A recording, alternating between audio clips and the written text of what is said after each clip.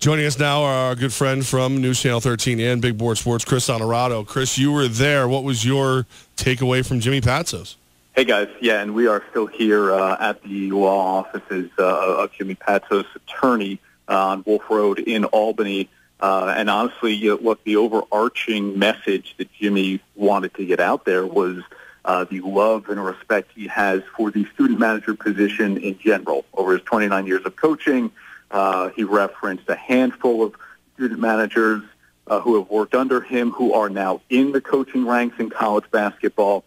He's mentioned how he has gone to weddings of former student managers of his, and in particular to this one student manager who filed the complaint with Siena College's president in February. Jimmy said he was surprised because of the personal relationship he felt he developed with this particular student, saying that he routinely texted him, was on the phone with him, talking about either an NBA game that night or a college basketball game, or what needed to be done for the next day's practice, what was going on within the program that Jimmy would need this student manager's assistance with. And there were 3 student managers here to support Jimmy Patsos. Jimmy said they didn't know. He didn't know they were coming. 1 former and 2 current student managers at Siena College. So really, he wanted to drive home the point that the respect he has for the student manager position. And on top of that, full denial of any taunting or harassment related to this one particular student manager or anybody in the program at Siena, be it Loyola, Maryland, before that even, that is not tolerated in his program is what he said. And then on top of that, the allegations that came out last night, of course, in regards to the per diems that players get during road games. Jimmy Patsos said he knows nothing about signatures being forged, money not getting to players, that he doesn't handle that money in any way whatsoever. He's unaware of how it is really even distributed. All he knows is that he stands in line with those players on the bus, at the hotel, and receives the same per diem that a player would. And that's as far as his knowledge would go on a subject matter like that. Chris, was it just the snippets that I've been able to catch up on, it seems like Jimmy's taking the accusation of abuse far greater, far more personally than he is the per diem accusation. Yeah, I think that's fair to say, Levack. He seemed to be hurt by the accusation. He said he wanted to call the press conference today. This was according to his attorney, and according to him, this was his decision. He came back from Washington, D.C. early in order to do this today because he felt like the reports out there were erroneous in a lot of ways. That both sides, his side in particular, of course, was not being told just what the student manager had reported to the college. So I think that's fair to say that he is, he's hurt. He said he's not upset with the student manager, but because he cannot have contact with the players, given the current state of this investigation, he can't reach out to the student manager and ask him why he felt the need to bring the complaint to Siena College, what that student manager felt Jimmy had done to hurt or offend him. This is a student manager, again, who's been diagnosed with obsessive compulsive disorder and clearly felt like he was being targeted or harassed in some way because of his mental illness. And so, I think you're right that Jimmy's upset by that. But at this point, guys, because of the ongoing investigation, Jimmy has no contact with current players or current student managers. I said that there were current student managers here. 2 guys who were student managers this past season. They will graduate in May. So with all that being said, I think you might have kind of hit it on this a bit. He can't talk to his players now. He can't talk to his manager now. What about the administration at Siena? Was anybody there either supporting or finding out, watching what's happening with their current head coach?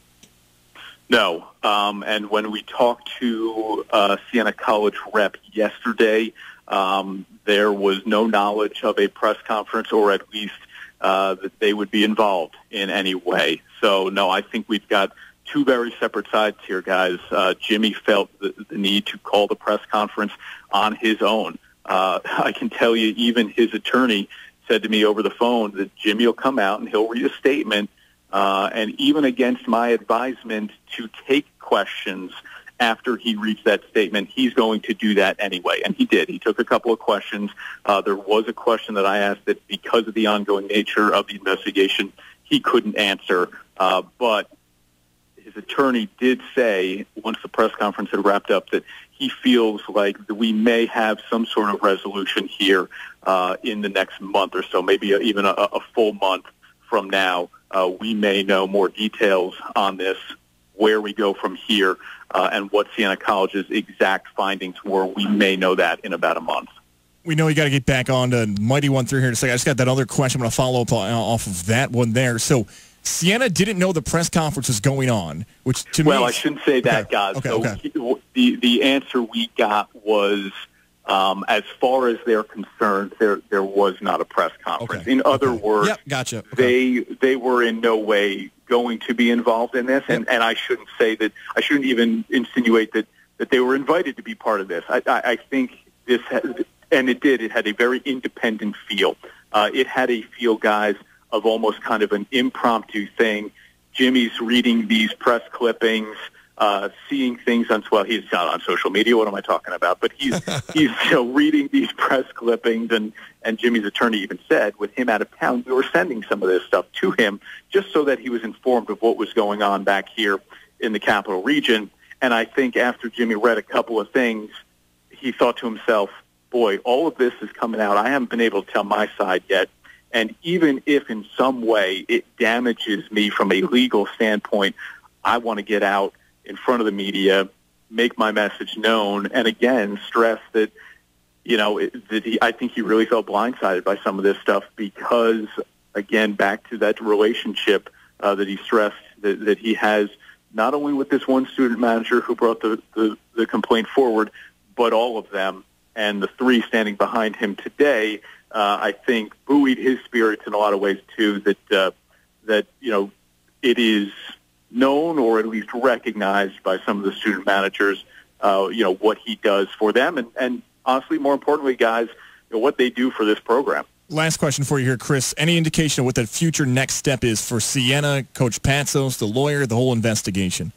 Well, Jimmy was asked if he wants to still be the coach at Siena College, and he said, yes, of course. Said he loves the job, loves the area, and plans to continue to coach basketball at Siena College unless he's told otherwise. No, to be perfectly honest with you guys, we have not gotten much from Siena itself. There have been 2 releases sent out, both in reaction to reports in the Times-Union. So nothing proactive from Siena. So in terms of a timeline of some sort here, I would say it's about as cloudy as it gets, guys. We know the investigation that's going on at Siena. It involves a Title IX coordinator, and it involves an independent law firm. And until they complete their investigation, which may take upwards of a month, what we do know is that they've interviewed players and they've interviewed members within the men's basketball program. How long it takes to compile whatever they need, and let's not ignore the elephant in the room, right? I mean, is there enough to fire Jimmy Patsos with cause? We had Jeff Goodman on our 104.5 The Team airwaves yesterday, who said, look, this is kind of the way college basketball is going now, is universities, colleges, programs look at a situation and they say, okay, is there cause here? Which, in other words, means we don't have to pay the coach if we fire them. We got 3 years left here, guys. 3 years in the neighborhood of $330 per. You're over $1 million. And so are we coming to a resolution of a settlement, or will the legal matter continue between the two sides? Chris Onorato, of course, Big Board Sports, 10 to noon, weekdays right here on the team and News Channel 13. He'll have more coverage for you on News Channel 13 today. And, of course, I expect full coverage from you and Roger starting on Monday, my friend. Thank you for making time for us. We appreciate you. Thanks, guys. Hey, Goz, are you giving Levack to business over last night's game or what? I'm doing my best. He didn't even stay to watch it end. No, that counted. Come on. Get my win. Chris, man, we love you, brother. Have a good one. All right, fellas. Thanks. Later, man. Chris Onorato on the scene, handling it for News Channel 13.